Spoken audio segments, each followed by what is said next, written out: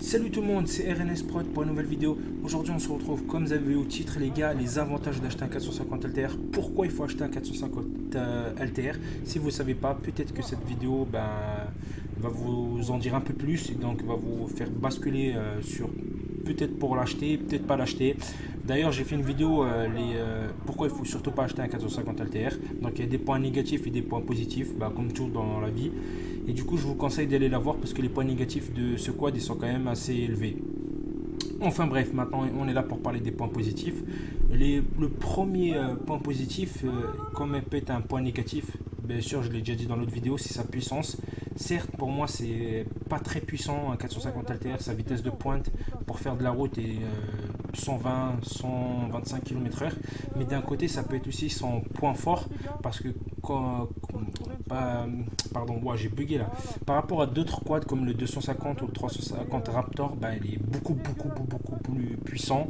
Donc je vous le conseille. Donc c'est un point positif quand même là-dessus. Donc si vous cherchez un quad quand même assez puissant, il est puissant, mais pas assez à mon goût parce que voilà, moi j'ai quand même pas mal roulé avec. Et pour moi il me suffit pas. Il me faut un 700 Raptor.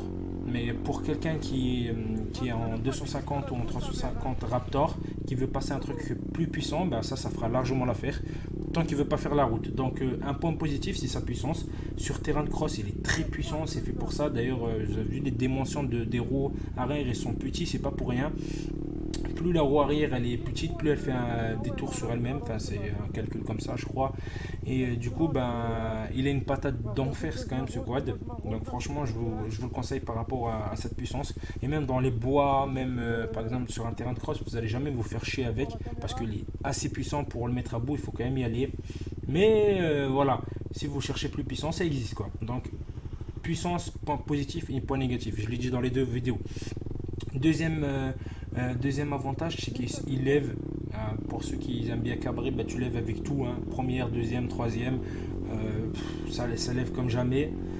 En plus de ça, on peut mettre une poignée. Comme moi, j'ai mis une poignée. Donc voilà. Donc ça, c'est un avantage aussi. Un quad, quand on a du mal à lever, ça. Moi, je sais que c'est un amateur de ça. Donc franchement, c'est un point positif quand même en plus. Troisième point positif, c'est sa maniabilité les gars. Ça passe partout, il est maniable, il est assez rabaissé, du coup il est près du sol et il passe partout, flaque, eau, vu qu'en plus c'est un modèle injection, donc j'avais pas de problème de carbu ou quoi que ce soit. Dans les flaques, dans les champs, il passe partout, vraiment en forêt, il est très maniable, très joueur. Il y a vraiment moyen de bien s'amuser avec. En balade, franchement, regardez là dans la vidéo, vous voyez bien, je rentre dans les flaques comme je n'avais rien à foutre, puisque ça fera aucun problème dans mon quad, parce que je suis en injection. Ça qui est bien aussi, c'est que quand tu es en injection, tu t'en fous des flaques, tu t'en fous de tout quoi. Alors là, je me répète un peu, mais voilà, franchement, sa maniabilité, elle m'a surpris. Il passe. Franchement, bête de quad, franchement là-dessus, il n'y a rien à dire, très agréable à conduire, très maniable, très joueur, facile à prendre en main et tout. Voilà. Et le dernier point positif que j'ai réussi à lui trouver à ce quad quand même, il faut pas se le cacher, c'est sa beauté. Franchement, c'est un quad, il est quand même magnifique. Franchement, moi, vous l'avez vu, et j'ai fait la vidéo de présentation. Pour ceux qui l'ont pas vu, je vous conseille d'aller la voir. Il est jaune comme ça, là, magnifique. J'aurais dû changer un peu le bumper avant, je crois. Il serait été encore plus beau, mais là déjà comme ça il est très beau, il est magnifique, je le trouve, avec les ailes copées comme ça. Il dégage vraiment quelque chose, c'est un bon quad. Il y a des quads, je trouve, ils sont le 450 YZF, pour moi il est moche par rapport à un 450 LTR. Niveau beauté en elle-même, il me chauffe moins que celui-là.